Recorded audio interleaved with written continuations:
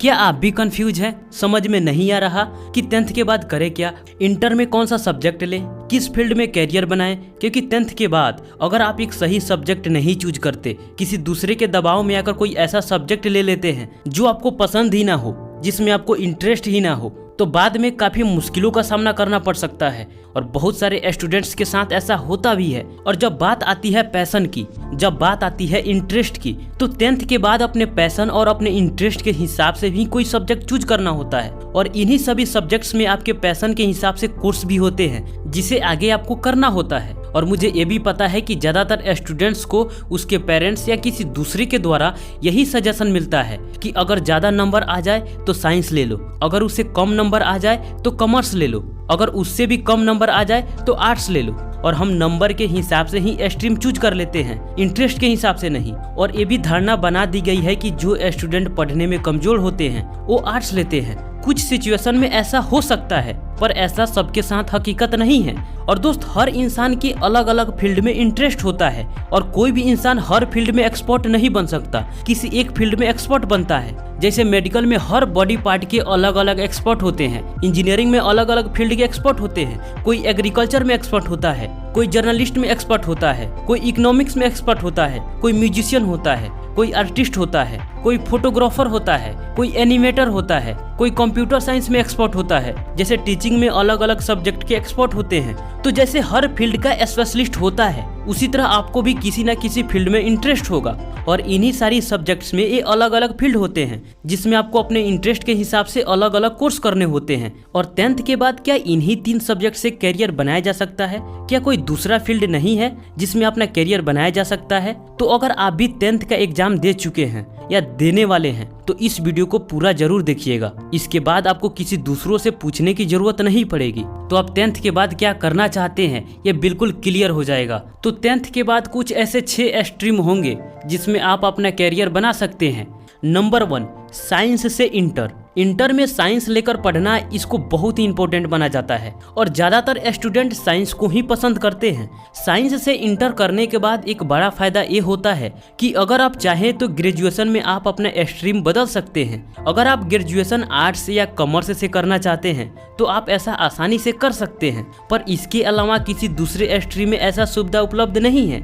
Science stream को 2 part में बांटा गया है, एक मेडिकल जिसको हम पीसीबी कहते हैं और दूसरा नॉन मेडिकल जिसको हम पीसीएम कहते हैं। और इन दोनों में फिजिक्स और केमिस्ट्री कॉमन होते हैं। मेडिकल यानी पीसीबी में फिजिक्स और केमिस्ट्री के साथ साथ बायोलॉजी भी लेना होता है। अगर आप चाहें तो फिजिक्स, केमिस्ट्री एंड बायोलॉजी के साथ साथ आप मैथमेटिक्स भी पढ़ सकते हैं। वहीं नॉन मेडिकल यानी पीसीएम में फिजिक्स और केमिस्ट्री के साथ साथ मैथमेटिक्स लेना होता है। और पीसीबी एंड पीसीएम इन दोनों में इंग्लिश लेना कंपल्सरी होता है। इन सब के अलावा आपको एक ऑप्शनल सब्जेक्ट भी चुनना होता है। इसमें हिंदी, उर्दू, कंप्यूटर साइंस आदि अपने अपने बोर्ड के अनुसार भी होते हैं। साइंस से 12 यानी इंटर करने के बाद कैरियर ऑप्शन क्या है? अगर आप डॉक्टर बनना चाहते हैं तो मेडिकल साइंस कर सकते हैं। इसमें कई सारे कोर्सेस होते हैं जैसे MBBS, BDS, BHMS, BAMS, B pharma, BSc यानी नर्सिंग और भी बहुत सारे कोर्स होते हैं। अगर आप इंजीनियर बनना चाहते हैं तो आप बीटेक कर सकते हैं। इसमें भी बहुत सारे अलग अलग कोर्सेस होते हैं जैसे electrical engineering, mechanical engineering, civil engineering, IT engineering, automobile engineering, computer science engineering and chemical engineering. इसमें इंजीनियरिंग के बहुत सारे कोर्सेस होते हैं। आप अपने इंटरेस्ट के हिसाब से इसमें कोई भी कोर्सेस चूज कर सकते हैं। या बी आर्किटेक्चर यानी कंस्ट्रक्शन फील्ड में अपना कैरियर बना सकते हैं। Bachelor of designing, merchant navy, Indian air force, pilot training और भी बहुत सारे प्रोफेशनल कोर्स हैं जिसे आप अपने इंटरेस्ट के हिसाब से कर सकते हैं।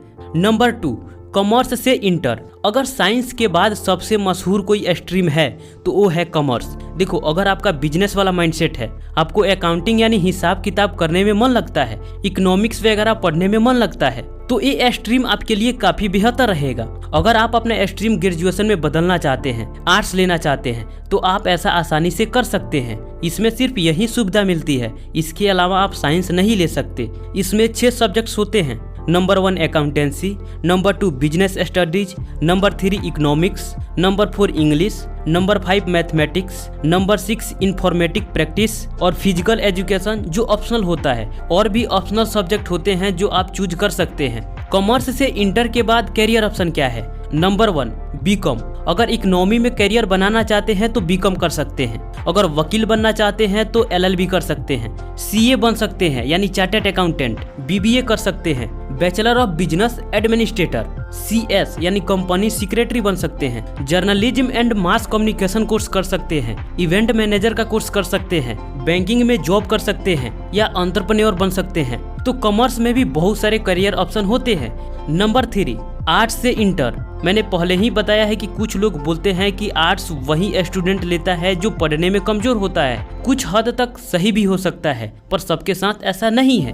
वो भी स्टूडेंट आर्ट्स लेते हैं जो पढ़ने में बेहतर होते हैं। और ये भी फर्क नहीं पड़ता कि आप कौन से स्ट्रीम से पढ़ाई करते हैं। फर्क तो इससे पड़ता है कि आप पढ़ाई के लिए, अपने कैरियर के लिए कितना सीरियस है। क्योंकि कुछ लोग कई डिग्रियां भी लेकर के घर पर बैठे हुए हैं। तो जो स्टूडेंट गवर्नमेंट जॉब पाना चाहते हैं उनके लिए आर्ट्स लेना काफी यूजफुल होगा। क्योंकि ज्यादातर गवर्नमेंट जॉब के लिए जो कॉम्पिटिटिव एग्जाम्स होते हैं जैसे UPSC, SSC, BPSC, group D और भी बहुत सारे गवर्नमेंट एग्जाम्स होते हैं, इन सब के जो सिलेबस होते हैं इनमें ज्यादातर आर्ट्स स्ट्रीम के ही टॉपिक्स होते हैं। तो अगर आप आईएएस बनना चाहते हैं तो 10th के बाद आप आर्ट्स ले लीजिए। पर गवर्नमेंट जॉब्स के अलावा आर्ट्स स्ट्रीम में कई सारे कैरियर ऑप्शन भी हैं, जैसे जर्नलिस्ट बनना, वाइल्ड लाइफ फोटोग्राफी करना, फैशन या इंटीरियर डिजाइनर बनना, event management, social media manager, content writing या blogger, computer programming, media and animation, painting में कैरियर बना सकते हैं, डांसिंग में बना सकते हैं, म्यूजिक में बना सकते हैं, एडिटर बन सकते हैं। इन सब में आप अपना कैरियर बना सकते हैं।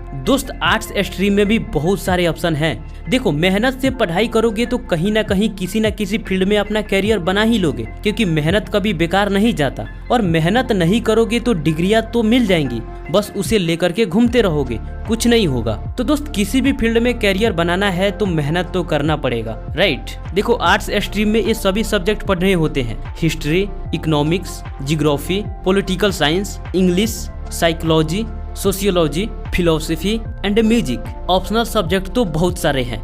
Number 4 polytechnic.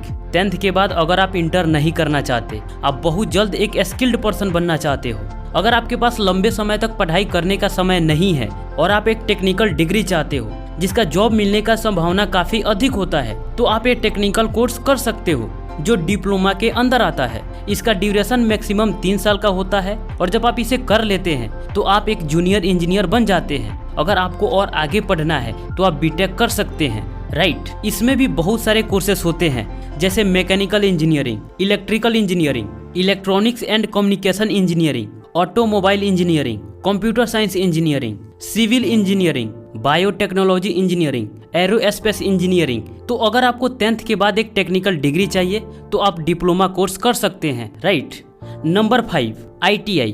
अगर आप 10th के बाद तुरंत जॉब पाना चाहते हैं तो ITI कोर्स कर सकते हैं। इसका भी 1 से 3 साल तक का ड्यूरेशन होता है। 3 साल का सिर्फ एक कोर्स है, बाकी सब 1 से 2 साल का ड्यूरेशन वाला कोर्स है। ITI करने वाले स्टूडेंट को ट्रेनी कहा जाता है। अगर आप विदेश में जॉब पाना चाहते हैं तो आप ITI कोर्स कर सकते हैं, बेहतर रहेगा। इसमें भी कुछ 1 से 2 साल के ड्यूरेशन वाला कोर्स होते हैं, जैसे पंप ऑपरेटर 1 साल का कोर्स होता है, फिटर इंजीनियरिंग 2 साल का कोर्स होता है, इलेक्ट्रिकल इंजीनियरिंग 2 साल का कोर्स होता है, मैन्युफैक्चर फुटवियर ये 1 साल का कोर्स होता है, tool and die maker engineering ये 3 साल का कोर्स होता है। तो अगर आपको 10th के बाद तुरंत जॉब पाना है तो आप ITI कर सकते हैं। और हाँ, ITI के सिर्फ डिग्री से कुछ नहीं होगा, उसका आपके पास प्रैक्टिकल नॉलेज भी होना चाहिए जो आपको खुद मेहनत करके सीखना पड़ेगा, right.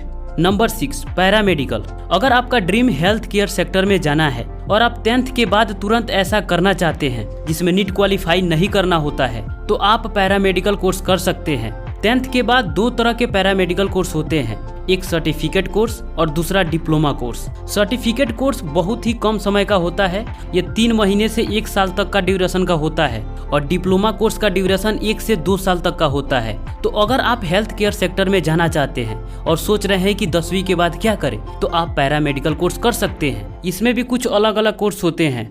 Certificate in medical lab technology ये 6 से 12 महीने का ड्यूरेशन का होता है। डिप्लोमा इन एक्सरे टेक्नोलॉजी ये 2 साल का ड्यूरेशन का होता है। सर्टिफिकेट एमआरआई टेक्नीशियन ये 3 से 12 महीने के ड्यूरेशन का होता है। Diploma in nursing care assistant ये 1 से 2 साल का ड्यूरेशन का होता है। तो दोस्त और भी बहुत सारे छोटे छोटे कोर्सेज हैं जो आप 10th के बाद कर सकते हैं। अगर आपके पास मजबूरी है, आप जल्दी कमाना चाहते हैं, आप बोझ नहीं बनना चाहते, तो आप ऐसा कर सकते हैं। पर दोस्त अगर ऐसी सिचुएशन है तो आपको थोड़ा मेहनत करना पड़ेगा, एफर्ट लगाना पड़ेगा, तब जा करके आप कुछ अच्छा कर सकते हैं। तो दोस्त कैसा लगा वीडियो? अगर कोई सवाल है तो कमेंट बॉक्स में जरूर लिखना। मिलते हैं आपसे फिर अगले वीडियो में, तब तक के लिए आप